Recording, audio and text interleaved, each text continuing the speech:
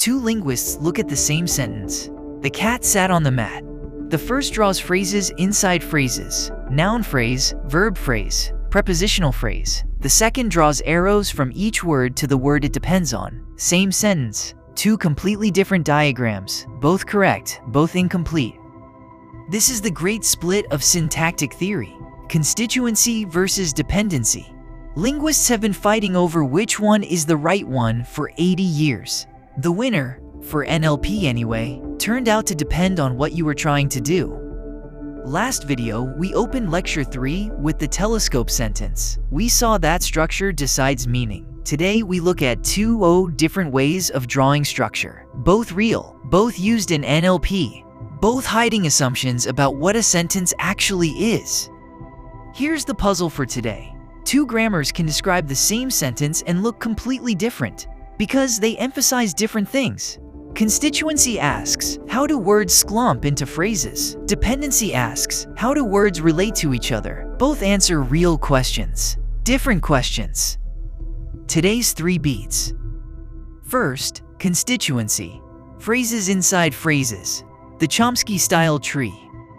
Second, dependency, arrows between words, the Tesnière-style diagram. Third, which one won for NLP, and why the answer is not what any linguist expected. Beat 1. Constituency grammar, the Chomsky-style tree from 1957. The idea: words slump together into phrases. A noun and its determiner make a known phrase. A verb and its object make a verb phrase. Phrases fit inside bigger phrases. Bigger phrases fit inside a sentence. It is turtles all the way up. Constituency captures a very specific truth. Some words can be moved together, others cannot. You can say, on the mat, the cat sat. You cannot say on the cat sat mat. The phrase on the mat is a unit. That unitness is what a constituency tree draws.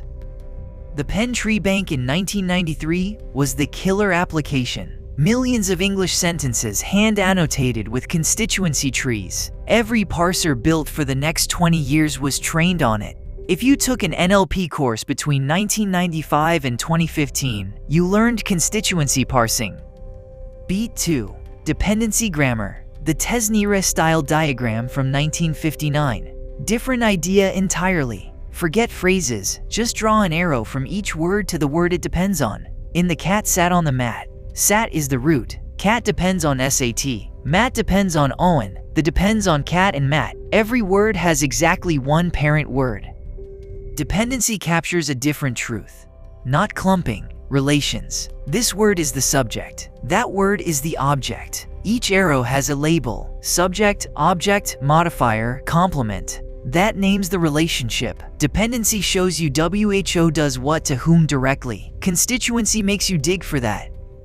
Dependency has a huge practical advantage. It works better across languages. Constituency trees were designed for English. Try to draw a constituency tree for Japanese and things get weird. Dependency arrows just draw who relates to who. The relations exist in every language.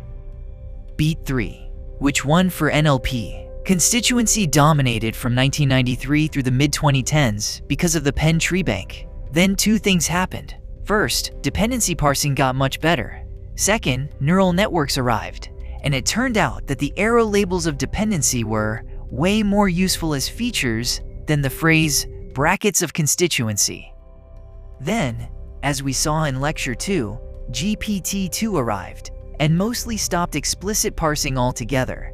Modern LLMs implicitly do both kinds of parsing in their weights. They know phrases, they know dependencies, they just don't emit either one. But if you ask them who is the subject of a sentence, they answer using dependency-shaped intuitions.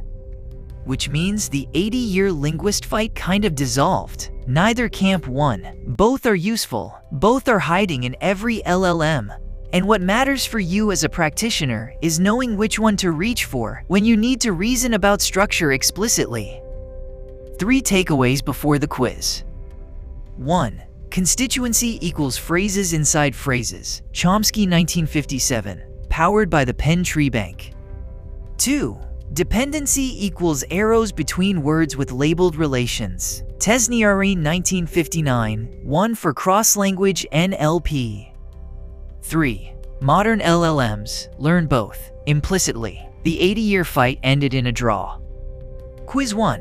What does constituency grammar emphasize? A frequency counts. B. How words clump into nested phrases. C. Arrows between individual words. Or D. Word syllable count. B. Phrase clumping. Constituency draws sentences as nested brackets. Noun, phrase inside verb, phrase inside sentence. Each phrase moves as a unit. That's the constituency grammar signature. Quiz 2. What's dependency's practical advantage over constituency? A faster to compute. B. Works cleanly across many languages. Labels are meaningful. C. Uses less memory. Or D. It's older. B. Cross-language plus labeled relations. Universal dependencies now spans over 100 languages, and each arrow has a semantic label, subject, object, modifier, that maps directly to who did what. That's why dependency won for modern multilingual NLP. Quiz 3. How does a modern LLM handle these two grammars? A. Only constituency. B. Only dependency. C. Learns both implicitly, emits neither explicitly. Or D. Requires the user to pick. C. Both implicit. Modern LLMs never output a tree, but they end up with intuitions of both phrase clumping and word relations inside their weights. The linguist fight kind of dissolved. Both frameworks live inside every modern model. Back to the puzzle. Two theories of tree structure. Same underlying language, different lenses, and whichever grammar you draw with, you eventually run into the same fundamental fact. Sentences can be infinite. Grammar allows sentences that no human will ever finish saying. Next video, the magic of recursion. Next time, the magic of recursion. Why any English sentence can always be made longer. Why that the cat, that the dog, that the man saw chased, ran away, is grammatically valid. And why your brain still stops understanding somewhere along the way. Hit subscribe.